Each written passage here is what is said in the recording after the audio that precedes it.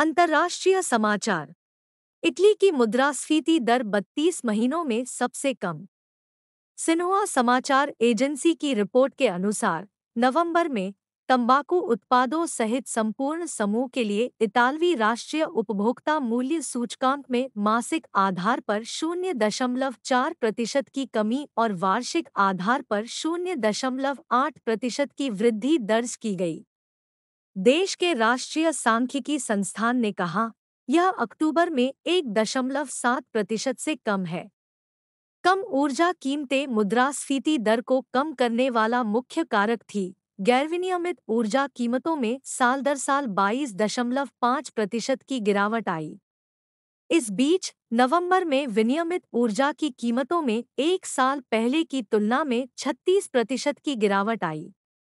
America में बसी 15% आबादी आप्रवासी। शोध सेंटर फॉर इमिग्रेशन स्टडीज ने जनगणना ब्यूरो के अक्टूबर 2023 के सर्वेक्षण का हवाला देते हुए कहा कि अमेरिकी आबादी में आप्रवासी या विदेश में जन्मे लोगों की हिस्सेदारी 15% है, जो अमेरिकी इतिहास में अब तक की सबसे अधिक दर्ज की गई है।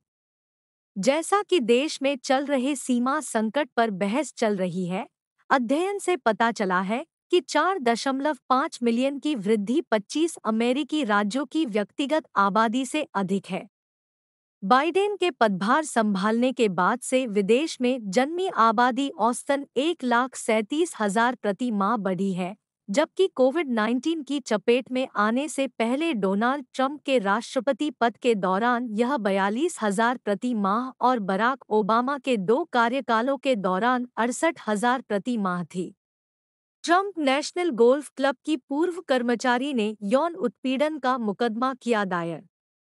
बियांको, जो उस समय 21 वर्ष की थी और एक सर्वर के रूप में काम करती थी, ने यह भी दावा किया कि मेलिचर, जो लगभग 50 वर्ष का था, ने उसे उपहारों से नहलाया और उसे संरक्षण और नौकरी की सुरक्षा के बदले में यौन संबंध बनाने के लिए मजबूर किया। वकील ने दावा किया, जब बियांको ने अग्रिमों को अस्वीकार कर दिया, तो मेलिचर ने उसके खिलाफ जवाबी कार्रवाई करते हुए उसे अनुचित कार्य असाइनमेंट दिए और अपने गुर्गों को उसके साथ दुर्व्यवहार करने और उसकी युक्तियां चुराने की अनुमति दी।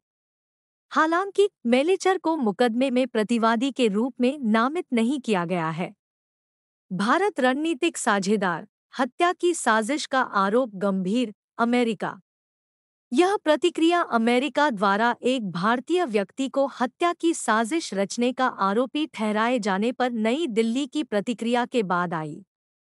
व्हाइट हाउस में रणनीतिक समन्वयक जॉन किर्बी ने संवाददाता सम्मेलन में एक सवाल के जवाब में कहा, मैं सिर्फ 2 बातें कहूंगा।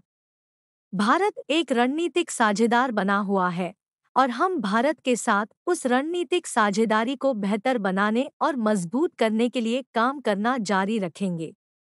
साथ ही हम इसे बहुत गंभीरता से लेते हैं।